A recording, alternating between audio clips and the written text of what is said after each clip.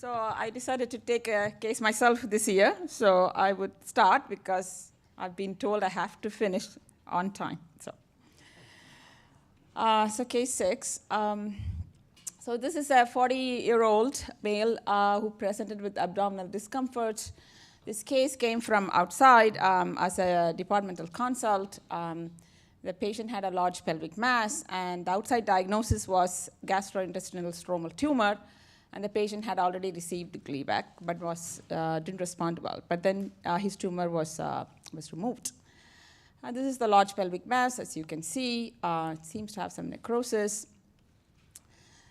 And these are the slides that you had seen. And as you can see in this low power, the tumor has kind of a biphasic appearance, a more hypocellular and nodules of hypercellular areas.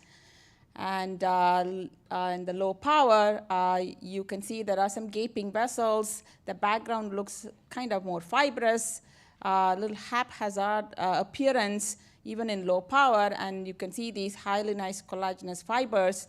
And the tumor cells appear spindle bland, trapped within these fibers. And then there were areas, the tumor cells are more round, fusiform appearance. You can identify at least 2 mitotic figures here. And other areas showed the tumor cells are crowding themselves around blood vessels, almost Staghorn appearance to these blood vessels, so good hemangioparasitic pattern. So the immunos-wise, the outside had done a CD34. This is CD34, which is positive in the more fibrous areas. And they had done SMA. Everything was like a focally SMA positive, Desmin positive. They did not do their CD117 or DOG1. They made their diagnosis based, I said, on a prior biopsy. So when we did the CD117 DOG1, it was negative. Morphology obviously is pointing to something else. Obviously, this is malignant with high mitotic rate and necrosis. So we proceeded to do the STAT6, and you can see that the tumor cells are strongly positive. So we decided let's do our molecular analysis, because we do have a RNA sequencing assay, which is a targeted RNA sequencing in which you can find the partner genes for something you're suspecting. So this one was actually positive for the NAB2 STAT6. This is exon 6 and exon 16. So I call this malignant solitary fibrous tumor. So the patient was not treated after that because his tumor was already removed, and he was being followed up on the outside hospital. And 5 months later, his CT showed multiple pelvic and abdominal and liver masses. So his liver mass was biopsied. And this is the biopsy of the liver mass. And as you can see, this is a more solid round cell configuration to this tumor, a little high power. Some areas look almost epithelial. The tumor cells have very delicate salt and peppery chromatin. If you didn't know any history, you would be thinking in terms of some epithelial lineage. And it was proceeded to be worked up that way. So pancreatin was positive, more or less like a neuroendocrine tumor, this kind of dot-like positivity. And synaptophysin was positive. That showed nearly 100% Ki67 proliferation. So at this point, and then everything else, the outside had done desmin myogenin. They were all negative. TTF was negative. So it was sent to us back again to ask, what is this? Is it a metastatic solitary fibrous tumor? Because that's what the patient had before. You have to go with logic. So, but if you look at the morphology, obviously this is very different from the primary, from the pelvic tumor. So when we received it, of course, we have to do a STAT6, and you can see the STAT6 is actually strongly positive. And when we proceeded with the RNA-seq, and this tumor had exactly the same rearrangement as the pelvic tumor. So made the diagnosis, what do we call it? It's metastatic solitary fibrous tumor, obviously has a, whatever we want to say, de-differentiation, or is it trans-differentiating into a neuroendocrine phenotype. So that's how it was signed out. The patient actually was given Sutent, didn't respond to that, and then put on a regular usual chemotherapy for perhaps a neuroendocrine tumor with cisplatin. So the point of my talk is pathologists see all kinds of things. So this is one of the variant type morphological pattern that you see sometimes in these sarcomatous tumors. So solitary fibrous tumor, the extrapleural site, is still a very ubiquitous neoplasm. It occurs in almost any site, apart from retroperitoneum, deep soft tissue, even subcutaneous. And classically, it was originally described by Dr. Stout, and then Dr. Enzinger really described its pattern, which is really difficult to call, but it is a patternless pattern. The pathologists are pretty good at recognizing. The classical one has that very fibrous, hyalinized collagen fibers with spindle cells, and then that hemangioperistic pattern, and then you have the cellular variant, which looks like a hemangiopericytoma.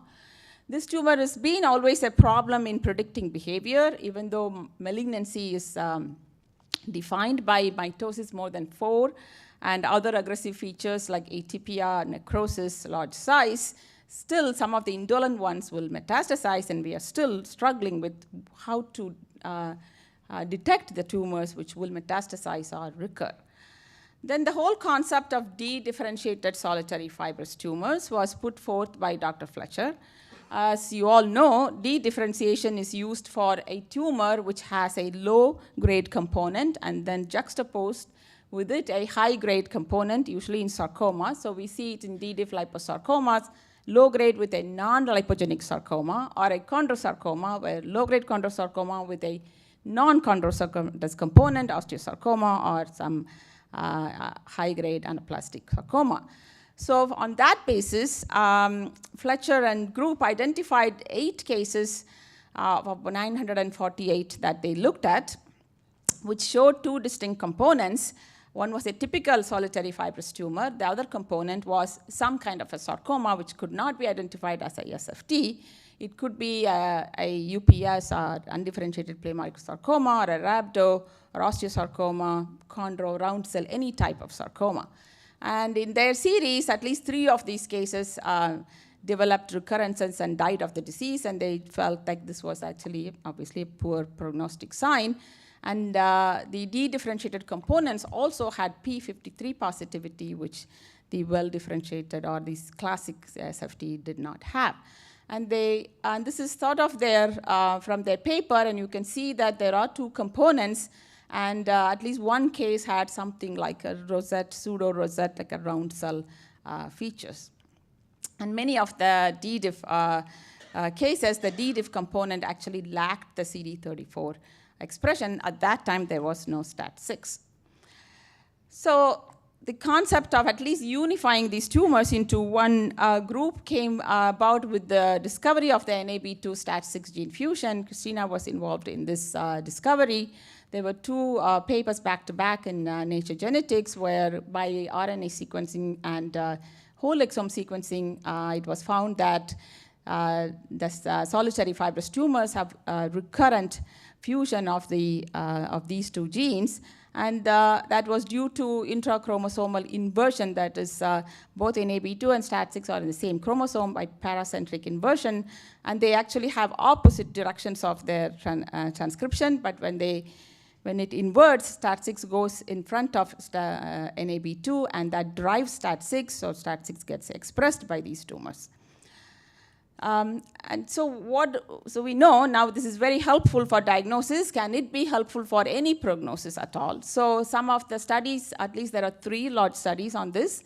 And what they showed was, if you look at the fusion type, so that is the fusions which involve NAB2 exon 4 and the exons of STAT6 which involve up to 4, tend to occur in intrathoracic locations, which actually was pretty much confirmed by others, that is statistically significant. But none of them really showed good statistical significance for behavior, even though this group felt it actually showed good disease-free recurrence difference. This is worse and this is better, but the other groups could not confirm it.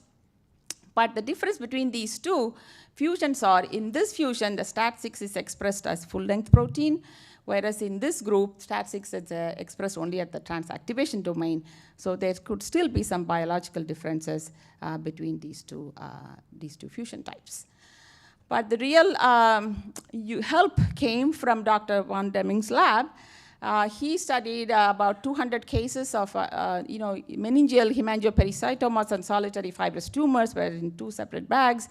And so they decided to look at this fusion on these tumors and actually found that both of them show the same fusion and different from meningiomas. And they were able to develop this antibody to STAT6, which now is a very useful antibody for us from a practical perspective. And when I spoke to him today morning, he said it only took 3 weeks to develop this antibody for this particular purpose. So anyway, how can we use this? So this is the largest series by Elizabeth D'Amico. She actually looked at 2,080 cases of mesenchymal tumors on a tissue microarray with STAT6 and found that the expression is nearly 86% in solitary fibrous tumor.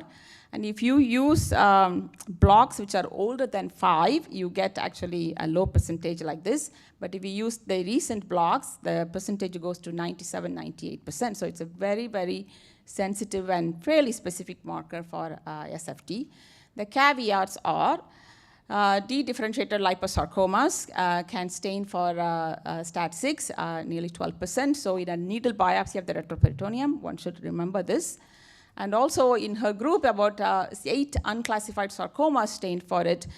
And in that, obviously, morphology of unclassified sarcomas, they probably didn't look like SFT, but it's quite possible they didn't do a molecular study, so we don't know if these actually were some maybe a malignant SFT or a dedifferentiated SFT. So, but these are the caveats in using this antibody, since it's really extremely helpful because it's 97% sensitivity towards SFT.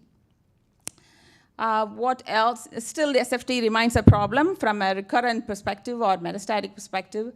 So there was, this study was again Fletcher's group who looked at about 94 cases and found third promoter mutations to be significant for aggressive behavior. In their group, about 16 patients recurred or had metastasis.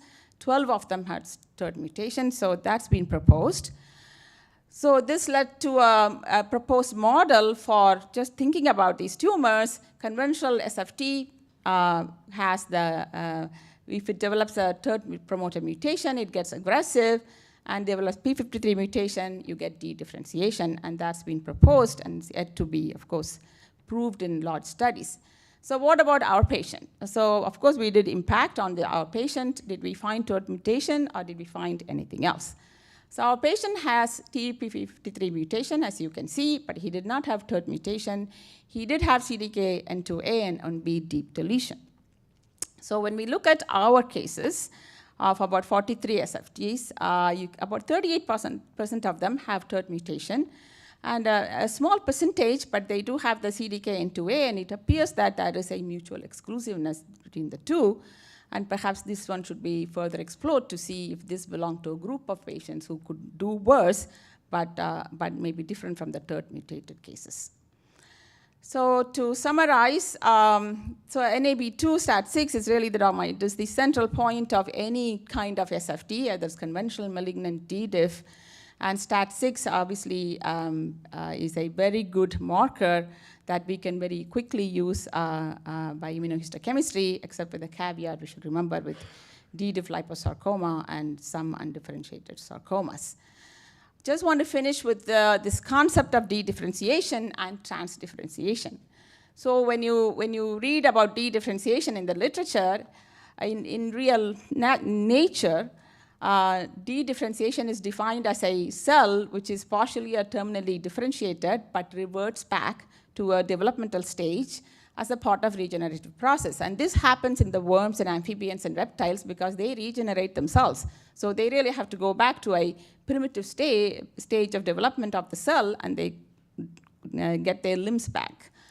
Whereas transdifferentiation is really a lineage reprogramming process where one mature cell transforms to another mature somatic cell, and this will not go through an intermediate or a pluripotent stage. And this actually does not happen in nature except for one instance.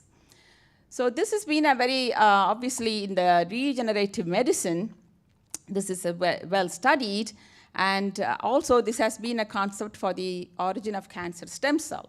So we think a tumor arises from some stem cell, but it's possible actually there is a cancer stem cell.